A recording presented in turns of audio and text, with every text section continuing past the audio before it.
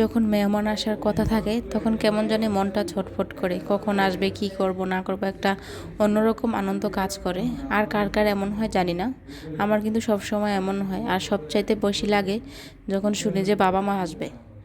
আসলে একটা মেয়ে যখন দূরে থাকে তখন আমার মনে হয় যে সব থেকে বেশি যদি কাউকে মিস করে সেটা হচ্ছে বাবা মা। আর বিয়ের পর হয়তো এটা আমি রিয়েলাইজ করছি, বিয়ের আগে হয়তো আমি তো আর জানবো না। তো আজকে হচ্ছে আমার জন্য সেরকমই একটা দিন। তো আসসালামু আলাইকুম, সবাই কেমন আছেন? আমরা আলহামদুলিল্লাহ ভালো আছি। তো সকালে হচ্ছে আজকে রান্নাবান্নাটা মানে রুটিটা বানাবো না, রুটিটা শেষ হয়ে গেছে, তো ভাবলাম যে একটু এভাবে চাপটি করে নেই। জানি না কে কী এভাবে খান কিনা। এটা হচ্ছে ময়দা দিয়ে, তারপর হচ্ছে চিনি, সাথে একটু ডিম, তারপর একটু দুধ দিয়ে আমি এটা বানাই। মোটামুটি খেতে আমার কাছে ভালোই লাগে। আর কে কীভাবে বানান জানি না, কিন্তু আমি একটু মিষ্টি মিষ্টি খেতে পছন্দ করি, তো এভাবে বানাই যাতে আমার ঝটপট নাস্তাটা হয়ে যায় আর অন্যান্য কাজগুলোও করতে পারি।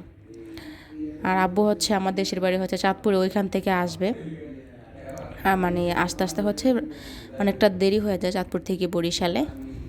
তো আমি এখানে রান্নাবান্না করতেছি। আসলে এই বাসায় যখন আমরা আসছি তেমন কিছু নিয়ে আসি নাই, শুধু আমাদের চলাফেরার মতো যা লাগে ওইটুকুই। কেননা হচ্ছে আমরা যেহেতু এক জায়গা থেকে অন্য জায়গায় যাই কিছুদিন থাকার পর পর, তো সেজন্য আমাদের তেমন কিছু নিয়ে আমাদের যাওয়া হয় না। কেননা বাসা চেঞ্জ করা অনেকটা ঝামেলার, তো সবসময় সব কিছু আমাদের দেশের বাড়িতে থাকে, শুধু চলাফেরার মতো কিছু জিনিস নিয়ে আমরা হচ্ছে চলে যাই যখন যেখানে যাওয়ার লাগে। তো যাই হোক, নিজেদের সামর্থ্যের মতো যতটা পসিবল চেষ্টা করতেছি করার জন্য। আর সত্যি কথা বলতে, একটা মেয়ের বাসায় বাবাকে যতটাই না খারাপভাবে যাই করেন, তারপরেও কিন্তু বাবা খুশি হয়। কেননা হচ্ছে বাবা কখনো চায় না যে মেয়েটা কি দিল না দিল ওইটার দিকে খেয়াল করে না, বাবা মা তো মেয়েটাকে দেখেই খুশি। আর কি বলবো, যখন বাবার কাছে একটা মেয়ের দায়িত্ব থাকে তখন হচ্ছে বাবা চেষ্টা করে ওই মেয়েটাকে অনেক ভালোভাবে তৈরি করতে। কিন্তু হয়তো আমরা সন্তানটা কি পারি ওইভাবে বাবাকে তৈরি করার মতো? আমাদের সবটা দিয়ে চেষ্টা করলেও আমার মনে হয় যে বাবা মার ঋণ আমরা কখনো শোধ করতে পারবো না। তো এখানে হচ্ছে আমি রোস্ট করতেছি, মানে হচ্ছে মিষ্টি রোস্ট করতেছি। ঝাল রোস্টটা হচ্ছে আমাদের ফ্যামিলির কেউরই পছন্দ না। আর সাথে পোলাও আর হচ্ছে গরুর মাংস, আর করবো ইলিশ মাছ ভাজা। আর এইটুকু একটা সাদামাটা আয়োজন আমাদের সাধ্যের মধ্যে। হয়তো আপাতত এর থেকে বেশি করার মতো তেমন অ্যাবিলিটি আমাদের এখনও হয় নাই। তো যাই হোক, এর জন্য আমি রান্নাবান্নাটা করে নিয়েছি। আর সকালে উঠেও আছে একটু গরুর গোছ গাছের ব্যাপারও থাকে, আর মেয়েটাও আছে, ওকে খাওয়ানোর ব্যাপার স্যাপার সব কিছুই থাকে। আর ও আজকে সবচাইতে বেশি খুশি, কেননা সাবিহা সব থেকে বেশি যদি কাউকে ভালোবাসে সেটা হচ্ছে ওর নানাকে, মানে আমার বাবাকে। ও যখন শুনেছে যে ওর নানা আসবে, ও সারাক্ষণ জানলাটার দিকে দাঁড়িয়ে আছে যে কখন ওর নানা আসবে, কখন ও নানার সাথে দেখা করবে, নানার সাথে একটু কথা বলবে।